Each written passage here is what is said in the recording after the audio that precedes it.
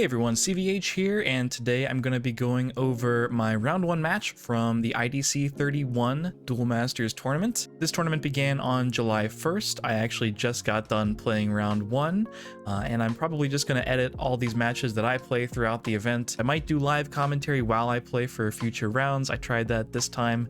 It just didn't work out super well because I was focused on the game. So for this time, we're just going to watch the match back, and I'll provide commentary on how things went as we go. This is a lot of fun. I'm glad these are getting organized. This will be the first Duel Masters tournament that I've played since 2006 when the game was around in North America, and the first card game tournament that I've played period since 2018, I think. So I was excited to jump back in, download Octagon, which you can see in front of us, and get back into sort of a competitive tournament. And this event got 33 registered players, so that's pretty good. Before we get into the match, I'll show my deck list really quick on screen. Depending on how well I do in the overall tournament, I might do a video on this too, breaking down the different card choices that I played for the first Duel Masters tournament that I've played in quite some time. But basically, it's a Water, Fire, Nature tempo deck, or aggro, depending on who you ask. Pretty aggressive, low curve version of the deck. I wanted something that was well-rounded because there's a lot of players in this tournament, none of whom I've played against before except for Carl, so I wanted something that didn't really have any horrible matchups across the board, but I did definitely make some interesting tech choices. Specifically, it's a pretty aggressive meta, it seems like, so I anticipated a lot of rush, so maybe this deck wasn't even the right call to bring, period, but I'm playing cards like Stained Glass. 2 copies of Searing Wave seems mostly standard at this point, but extra 2-drops and a lot of spicy 1 and 2-ofs in the deck overall. This is a closed deck list tournament, so my goal was basically to have a lot of different versatile lines of play depending on the situation, and also have a deck list that people couldn't necessarily expect what next card was going to be played. So it's really hard to play around everything, a lot of different high utility cards for different situations, and it'll be exciting to see as the tournament progresses if this was a good move or a bad move. So without further ado, let's jump into the first match where I was up against g0tcha. Okay, you can see g0tcha setting their shields here. Throughout the match, you might see me fumble around with Octagon. This is day 2 of me ever using this client to play Duel Masters. So we'll see how it goes. I think I'm about to pop out the card preview so it shows up somewhere else. I might change the format for what and how shows up on screen for future commentary videos. Opening hand is set. And I was pretty excited about this hand, honestly. I mean, I have a 2, I have a 3, got some Bronze Arm Tribe action. I'm only playing 1 Soul Swap in this version of the deck, which is kind of a questionable decision in general. Might have to go down in mana, we'll see. And obviously Essence Elf as the 1-of isn't the 2-drop of choice. I would rather see one of my 4 Quixotic or my 4 g0tcha specifically. And no fire mana yet. I win the virtual die roll and kick things off with the Aqua Surfer in mana. Seems like the obvious choice. You can see the hand counts right above the actual hand, for those of you who might not be familiar with this client, like I am not. g0tcha puts down Terra Pit turn 1, so I'm immediately thinking, okay, it's a slow deck, might be sort of a control deck. That means probably a good amount of shield triggers, which I'm not thrilled about. Essence Elf comes down. I didn't wind up finding g0tcha plus Fire Mana or Quixotic. And now we see the true deck g0tcha is playing, Survivors, with the Blazosaur coming down, which is pretty annoying for me here. I realized sort of, I guess, midway into this match that the deck I registered doesn't have a ton of powerful creatures outside of like the g0tchas. A lot of my stuff dies to cards like Burst Shot, which he just put in mana. Where there's 1, there are usually more. So at this point, I'm kind of worried about hitting one of those in shields. And if I attack with this Essence Elf, obviously Blazosaur gets powerful power attacker plus 1000 and can just take a favorable trade, so I'm not super into that. If I had Quixotic, it would at least keep him off of playing another creature next turn like a Smash Horn. As it is, my only real play this turn is to play Bronze Arm Tribe, either putting Unicorn Fish or Searing Wave down. I opt to put the Unicorn Fish down, play Bronze Arm, which puts Quixotic into mana. If I draw another actual fire card next turn after my opponent plays Smash Horn, I could just Searing Wave, which is a nice little 2-for-1. Fortunately for me, g0tcha just bricks on a card to play this turn. I top deck another g0tcha. I have tons of mana, but only 1 fire card, so Searing Wave is probably going to go down here, and I'm just going to play the 1. And I don't remember if I attack here. I don't think I did. Again, Blazosaur could just take a favorable. I've already seen that my opponent is running at least Burst Shot and Terror Pit for shield triggers, so I pass. And g0tcha actually bricks yet again with a Grave Orb into mana and no 4-drop. Haven't seen Smash Horn, Skull Sweeper, any of that. No Volcano Charger this turn. That would have been really annoying. My draw was just Lucky Ball, so since I can't play that to any effect right now, I just play my second g0tcha. Not the most on-curve play at all, but now I have an opportunity to start breaking shields and hopefully getting my opponent down to 3 or less, so I can Lucky Ball for value next turn. Of course, I immediately hit Terror Pit, which is going to knock out the g0tcha I just played. And now Essence Elf is going to swing in. And I immediately hit a Burst Shot, which knocks out both the Essence Elf and Bronze Arm tribes. So at the end of this turn, I'm left with a single g0tcha against the world. Okay, on g0tcha's turn, he plays Soul Swap and mana, and finally plays another Survivor. Grave Worm is going to get back Blazosaur.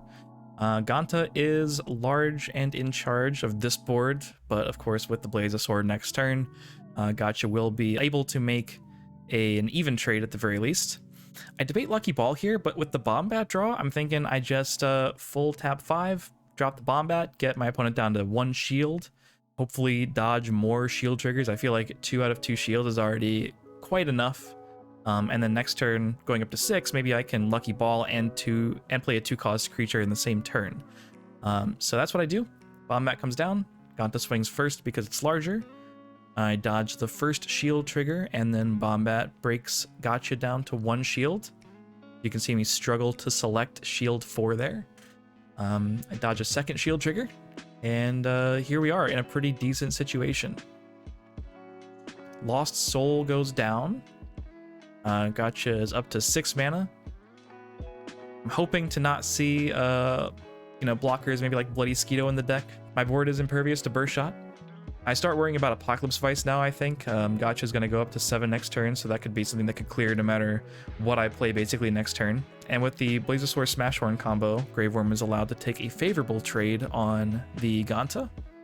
And Copper Locust, not really the thing I want to see right now. g0tcha is probably going for a Q-Tronic Gargantua line to finish the game, and I don't really want Copper Locust to die for free. I wind up just putting it in mana and Lucky Balling, hoping to find one of the Quixotics or another one of the g0tchas. I whiff on those, but hey, I have 2 more cards which could help out in future turns, and I dodge the final shield trigger. One good thing about playing against Survivors is at least there's really no shield regeneration, unless this is a really wacky version of the deck that would play Mana Nexus. g0tcha's best play is going to be a Terror Pit, combined with swinging over my Bombat. At this point, he's got to start thinking whether he wants to break a shield or 2 to maybe set up a Q-Tronic victory for the following turn. He goes for it. Water, Fire, Nature is not a deck known for playing a ton of shield triggers, and fortunately breaks Miraculous Rebirth, which, all things going according to plan, unless Pyrofighter is stuck in the last 3 shields, is now my path to victory here. So I think about what mana to play down. I don't really think it's super relevant here, but I might as well play it just in case I whiff on Pyrofighter and then my opponent doesn't kill me. I should be playing mana. It's best practice. And then go for the Rebirth. Rebirth targets Smash Horn. Maybe, if I can click it. Seems like I was struggling to actually target things. I think this is one of those cards where if you do the right thing, it actually does the card for you, so I was figuring that out. This is the first time I've played a Miraculous Rebirth in Octagon. I don't know if I did it correctly, but I do wind up just searching my deck, seeing if Pyrofighter's down there, and it is. So we'll see if I drag it to the board. There we go. And Pyrofighter takes game 1. See the GG. And yeah, we're off to game 2. Okay, game 2, I am on the draw this time. But looking at my hand, I kind of have a similar situation where we don't have g0tcha or Fire mana, but we have a 2 and a 3, and it requires me to put the 1 Soul Swap into mana. So kind of similar shades to game 1, except, being on the draw obviously isn't where this proactive, aggressive deck wants to be. But I'm really happy with Quixotic and Copper Locust here. They're both pretty large, hard for my opponent to trade into. Copper Locust dodges the burst shots that we can see g0tcha is playing. I start with the Surfer. I could have put the Soul Swap or the Searing Wave down in case I top deck g0tcha. My logic not to put the Soul Swap down was like, it's the 1 of, and Searing Wave is only a 2 of, and these might actually be like very important cards later. So I could draw g0tcha, or it's more likely that I draw another Nature or Fire card that I'm not as reliant on later in the game, and then I can keep both of the Soul Swap and Searing Wave in my hand and still curve out the way my hand is looking.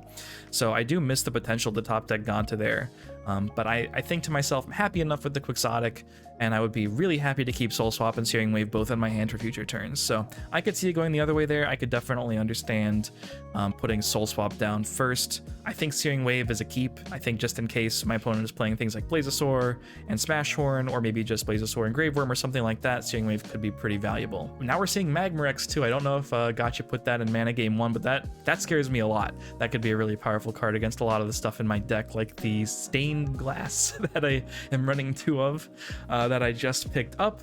And now I debate Copper Locust versus Stained Glass. Usually I would just jam Stained Glass. Copper Locust does dodge a lot of the shield triggers we've seen g0tcha already reveal in his deck. And I kind of want to jam the Copper Locust early here. The closer it gets to the mid game, the more likely it is to die for free from a Q-Tronic Gargantua, and right now I could really just control the board, be the largest thing for sure, and really only die to a Terra Pit. So I put the Aqua Surfer down, still just playing Water Nature, don't need any fire, and I slam the Copper Locust and start breaking with Quixotic. Blazosaur will have a favorable trade, but only if g0tcha doesn't play any creatures from hand next turn, and there aren't tons of spells that would be great for g0tcha next turn. That nothing deals with Copper Locust really except for maybe Soul Swap, but that would also buff the Quixotic. I guess if g0tcha's playing Cranium Clamps, that could be bad for me. That could be a nice thing to pair with the favorable trade, but I didn't see that in game 1. And I think I saw Lost Soul and Mana, so it might be that Lost Soul is the only real discard. Yeah, g0tcha plays Lost Soul and Mana, either doesn't have a creature to play or chooses not to, and just uses Blazosaur to attack over Quixotic. And now Copper Locust is free to either take a favorable or more likely just start swinging at the face, because this turn I can play mana, play Stained Glass, and Stained Glass will threaten to bounce one of my opponent's cards, and Kirill will bounce whatever g0tcha plays next turn. So I have a lot of disruption here, and yeah, I could put the Rebirth down, but I decided that looking at the hand, the curve is looking more like Stained Glass, Kirill, Rebirth. Doesn't look like I'm really going to need Searing Wave if I have Stained Glass and Kirill bouncing a bunch of my opponent's creatures and keeping them off the board. So I think Rebirth being a 1-for-1 is probably more likely what I will need, and could even lead to a victory like last game. So yeah, Copper Locust goes in, and it looks like most of g0tcha's shield triggers have found their way to mana this game instead of shields, which is exactly what I want to see. Factory Shell Q is going down. g0tcha's hand looks really slow this game. Sees Bronze Arm, and does he have a follow-up here? He doesn't. We got pretty lucky there. And I'm already drawing Hyper Sprint Warrior, use a soul, which could actually, like, now that I'm looking back, I don't think I take this line, but yeah, I don't really need to Kirill here. I could just go Hyper Sprint Warrior and break 3. I could just Kirill and make my opponent have an answer for the board. Looking back, I could see where breaking 3 could actually be better here. Maybe the play is Kirill down, play Hyper Sprint Warrior, break 3, bouncing the Blazosaur, or actually probably the Bronze Arm because it's more expensive, and well, it gives you mana too, so probably bounce Blazosaur, break 3, and then ideally use Rebirth next turn to bring out a Pyrofighter, or maybe Bombad if my opponent plays a 5-drop. I don't hate this either. Obviously, my opponent's board is completely clear. This is a little weak to a couple things. I don't know if g0tcha is playing Apocalypse Vice, but that does full clear. If I had broken a Burst Shot, g0tcha could have followed up with a Terra Pit, and that would also be a full clear, and that would be really annoying for me because it also wouldn't leave Rebirth any targets on board. So yeah, that turn, the Kirill probably didn't need to be played. It could have just been Use a Soul, which again, like, isn't not susceptible to a full clear, but it would have gotten g0tcha down to 0 shields, so could have been better there. And I could have just kept Kirill and not played it in mana too. I could have just used a soul, broke 3, and saved the Kirill and the Rebirth, and just been content with not rebirthing this turn. So now, I have lethal on board. g0tcha didn't really have any answers besides the Magmarex for the glass, and I'm going to rebirth away the Magmarex, And ideally here I'm looking for Bombat, which is in the deck for a situation just like this, to give me some redundancy so Terror Pit doesn't prevent my lethal. Looking through the deck, I can see that Bombat is stuck somewhere in my shields, but fortunately, despite already having played Kirill, I still have Earthstomp Giant, which can just come down and act as a giant beat stick. So if g0tcha does Terror Pit to prevent my lethal, I'll have something else on board to attack with next turn, unless there are just tons of Terror Pits down there. I decide on attack order here. It would be bad for me to hit Terror Pit, but I decide to play around extra burst shots. I'm sure there are more in the deck, so I attack with Kirill first, so burst shot doesn't prevent lethal, and Copper Locust takes the game. And that's it. 2-0 in round 1 of the IDC31 tournament. Hopefully you all enjoyed. I was really happy to get out with a win to start things off in my first Duel Masters tournament in quite some time. Survivors, I feel like we're pretty favored against that, but g0tcha was playing a ton of shield triggers that could have been problematic for me, so happy things broke my way, and hopefully you all enjoyed. Leave a like if you did, leave a comment, and I'll definitely do some more commentary for future matches. I'll see you in the next one.